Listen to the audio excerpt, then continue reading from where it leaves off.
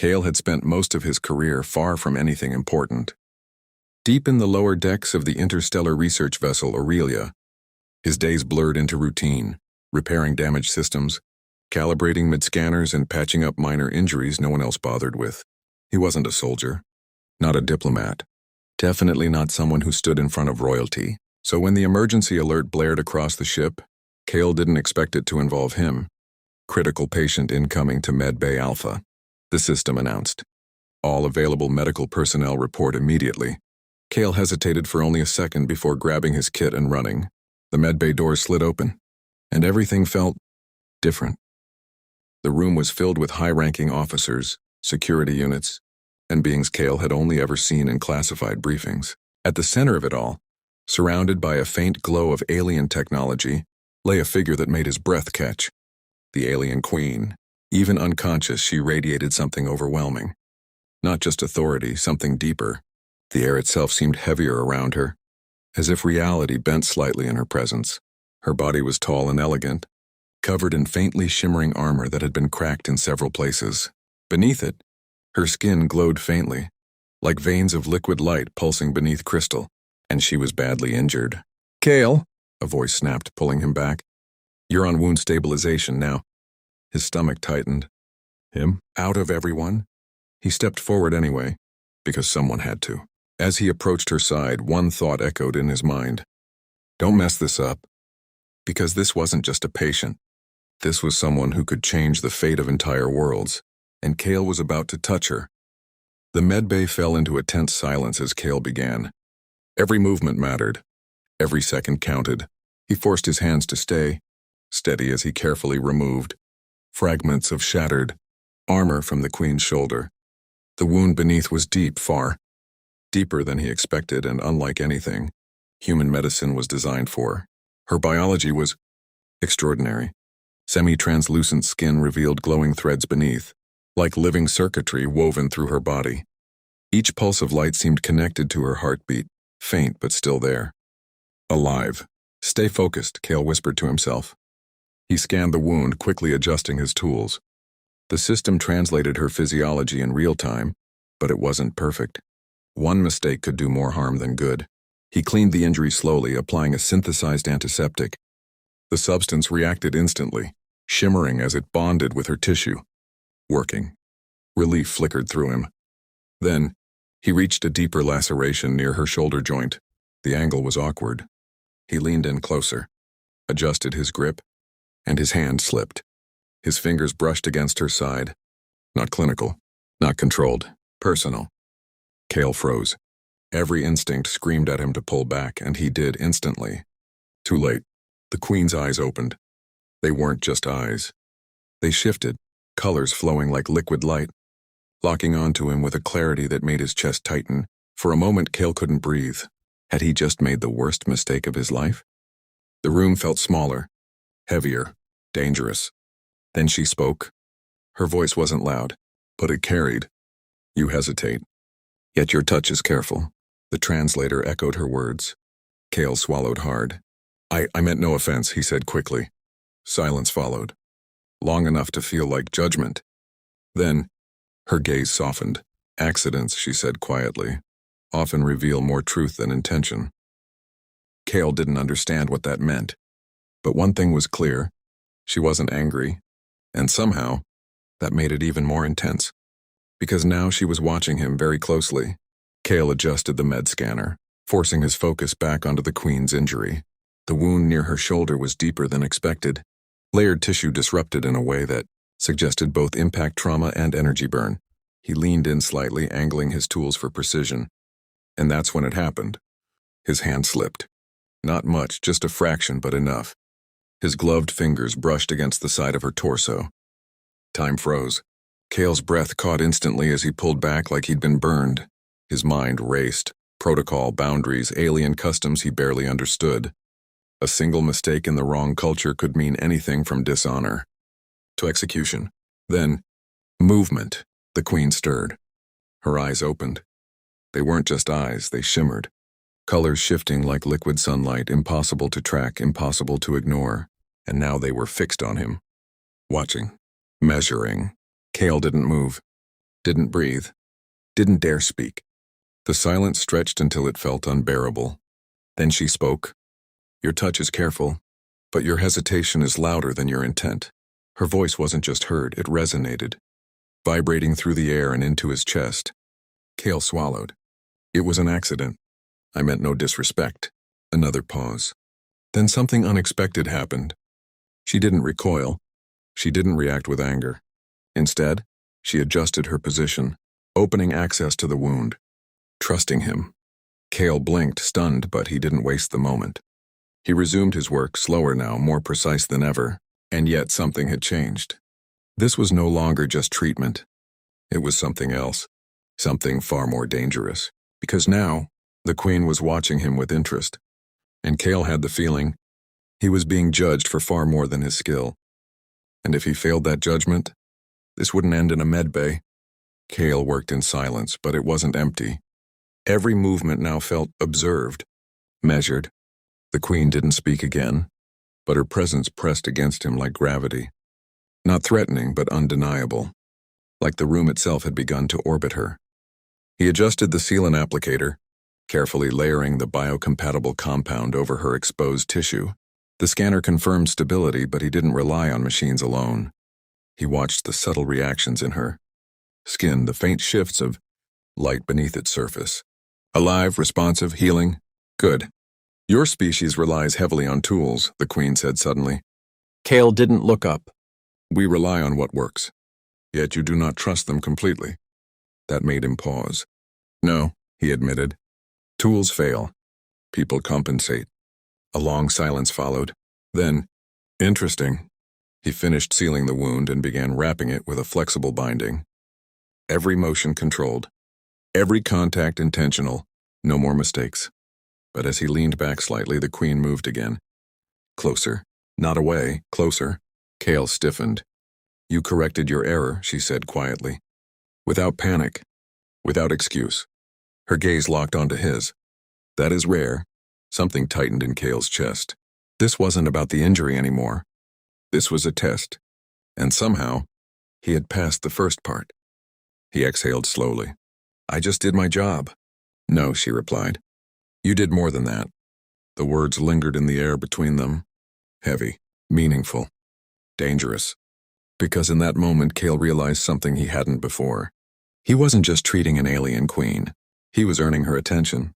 And that kind of attention could either elevate him or destroy him. The days that followed should have been routine. For Kale, routine meant repairs, diagnostics, and treating minor injuries in the lower decks, far from anything important. But now, nothing felt routine anymore, because the Queen kept requesting him. Not the senior medics, not the xenobiology specialists. Him. Each visit was subtle. A recalibration of her armor interface, a minor adjustment to her healing bindings. Small things that didn't require him, yet still. His name appeared on the request logs. Kale didn't question it aloud, but he noticed. And so did everyone else. The medbay whispers started quietly. Why him? He's just maintenance. She's testing him. Kale ignored them all, because every time he stepped into that room, the air changed. The Queen would be there, silent, composed, watching, learning him the same way he studied her.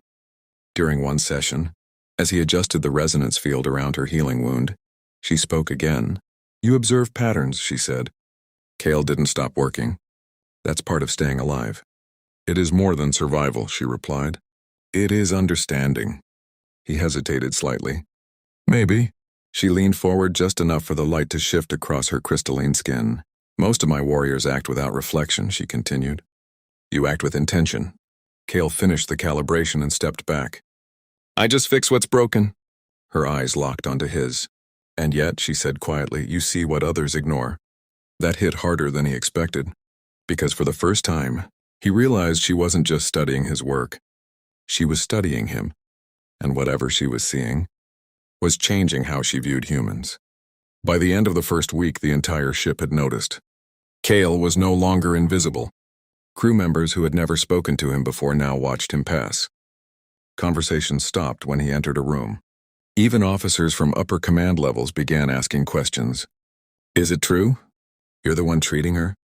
Kale kept his answers short. Yes. No, I'm just doing my job. But the truth was far more complicated. Because the Queen wasn't just requesting him anymore. She was waiting for him. He noticed it the moment he entered the med bay that evening. She was already awake, seated upright, watching the door, waiting. Kale felt it immediately, that same pressure in the air. But this time, it wasn't distant. It was focused. On him. "You are late," she said. Not accusing. Just stating. Kale checked the time instinctively. By 3 minutes. "Time matters," she replied. But not as much as presence. That wasn't about time. He stepped closer, beginning his usual checks.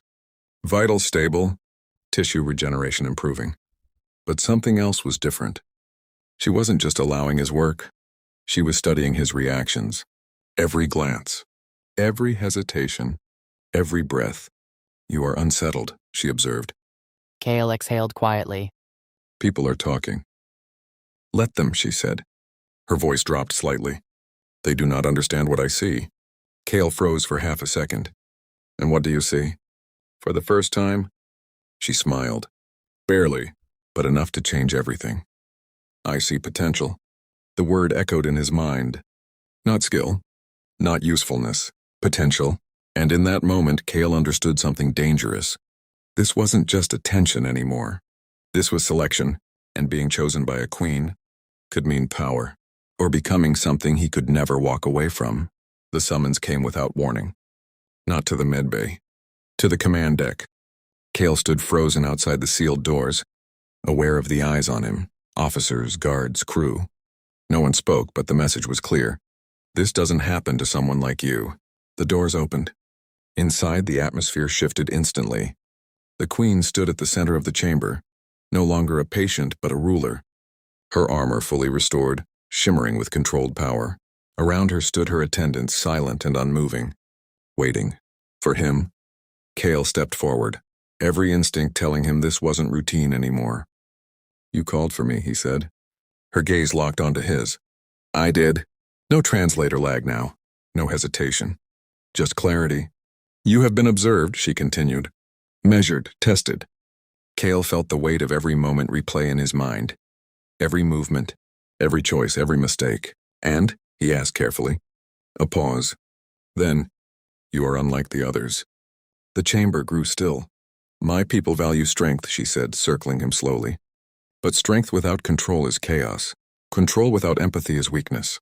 She stopped in front of him. "You possess both." Kale didn't respond. Didn't know how to. Because this wasn't praise. This was something else. Something far more dangerous. "I offer you a place," she said. The words landed like impact. Not as a servant. Not as a tool. A step closer. As something more. The entire room felt like it held its breath. Kale's mind raced. This was everything a nobody could never dream of. Access, power, recognition, but at what cost? "Why me?" he asked quietly. Her answer came without hesitation. "Because you did not see me as a queen. When I needed a healer." Silence. Heavy. Final. Kale realized something in that moment. This wasn't about skill. It was about who he chose to be. And now, he had to choose again. Stay human, or become something greater, and risk losing himself completely. The silence stretched, every eye in the chamber fixed on Kale. Waiting, judging, expecting. He looked at the Queen, truly looked this time. Not at her power, not at her presence, but at the being beneath it all, the one who had been wounded, who had trusted him, who had needed him. And in that moment, the answer became clear. Kale exhaled slowly. "I can't accept." The reaction was immediate. A ripple through the chamber. Shock, disbelief, tension snapping tight like a drawn wire. Even the attendants shifted. Because no one refused a queen. No one. But Kale didn't back down. "I'm not what you think I am," he continued. "I'm not a leader. I'm not special." He met her gaze. "I just do my job." The Queen watched him in silence. Long enough that doubt tried to creep in. Then, something unexpected happened. She smiled. Not the faint, calculated expression from before. Something real. "You misunderstand," she said softly. Kale frowned slightly. "You believe greatness is power," she continued. or position. A step closer, but what I saw was something rarer. Her eyes shimmered again, colors shifting like distant stars. You acted without fear of status, without need for recognition. Her voice lowered. You chose to help, when there was nothing to gain. The tension in the room changed. Not gone, but transformed. That, she said, is what makes your kind dangerous. Kale blinked. Dangerous? Yes. A pause. Because it cannot be controlled. The words settled deep. Not an insult. Not a warning. A truth. She stepped back, returning to her place at the center of the chamber. You will remain what you are, she declared. A healer. But now, her gaze sharpened. You will do so under my protection. The room shifted again. This time, in acceptance. Kale stood there processing it all. He hadn't gained power. He hadn't changed roles. But somehow, everything had changed. As he turned to leave, the queen spoke one last time. Human. He paused. You slipped once, she said. Kale tensed slightly. Then, but you never lost your purpose.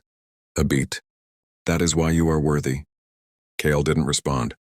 He didn't need to, because as he walked out of that chamber, past the same crew who once ignored him, he understood something profound. Humanity's strength wasn't in dominance, or fear, or control. It was in something far simpler. The choice to care, even when it meant standing alone. And that was something even a queen could not command. If you enjoyed this video, make sure to hit that like button and subscribe to the channel for more content like this.